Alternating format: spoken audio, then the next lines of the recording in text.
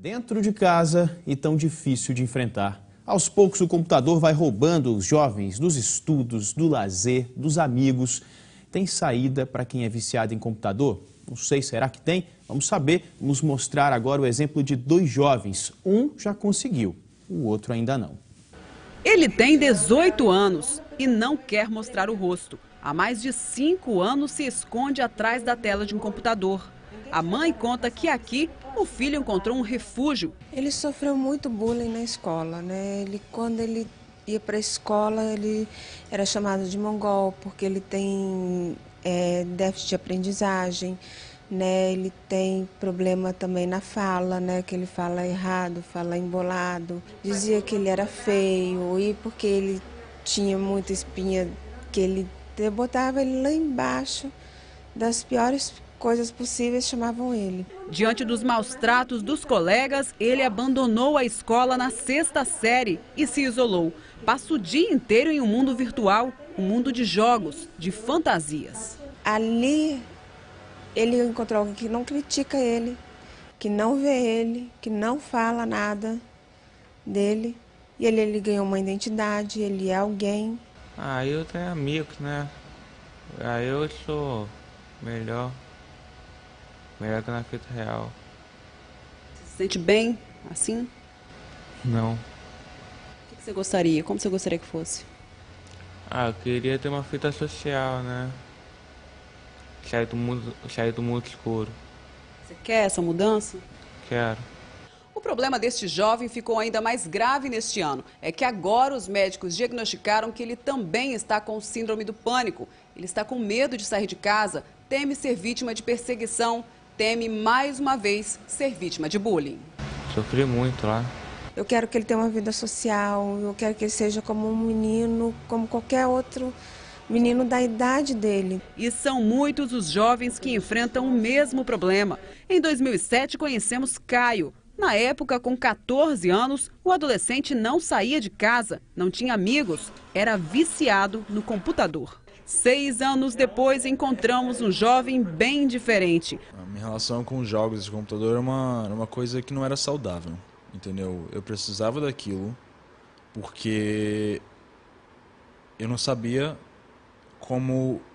Eu não estava conseguindo assim, me entrosar, entendeu? Na escola e na vida. Eu não fazia amigos porque eu era um pouquinho diferente, entendeu, cara? E quando não tem essa conexão, quando você não consegue...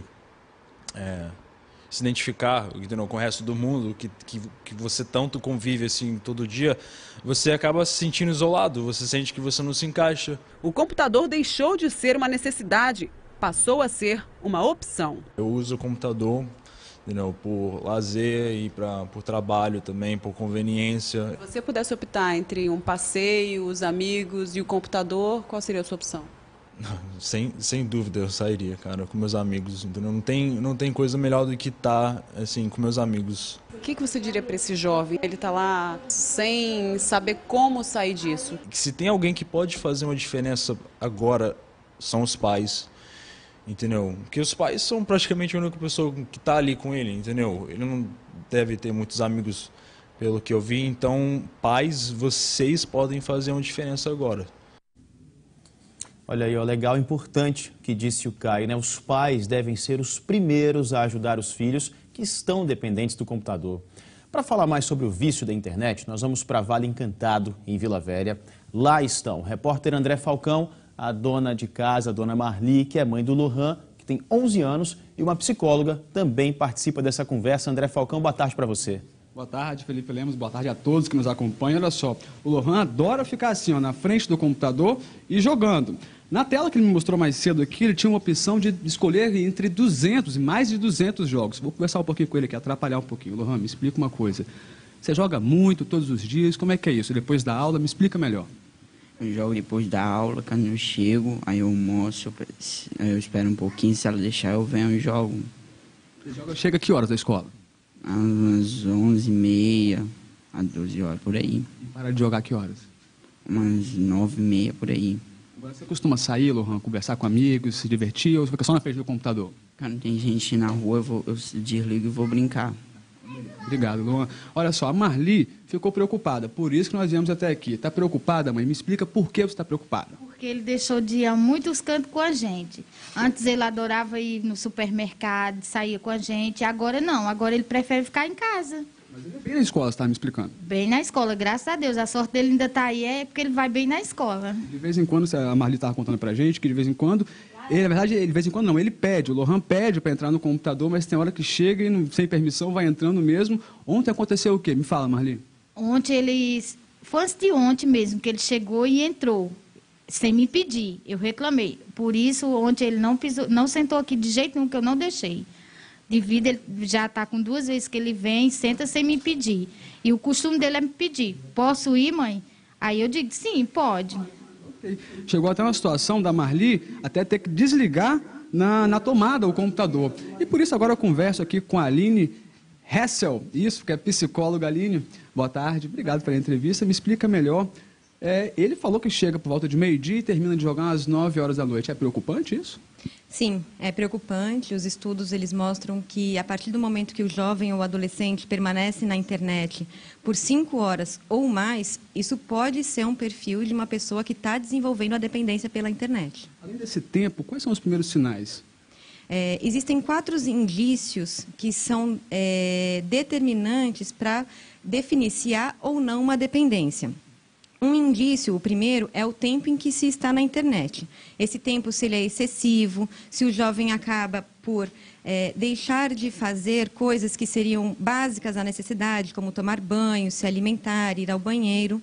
Um segundo indício dessa dependência seria a abstinência. Quando o jovem fica em locais onde não tem acesso a essa internet, ele fica irritado, nervoso, deprimido.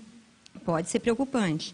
Um terceiro fator é a tolerância. Quando o jovem ele começa a exigir cada vez mais tempo diante da internet e também computadores mais modernos, com softwares mais desenvolvidos, sempre buscando uma necessidade a mais.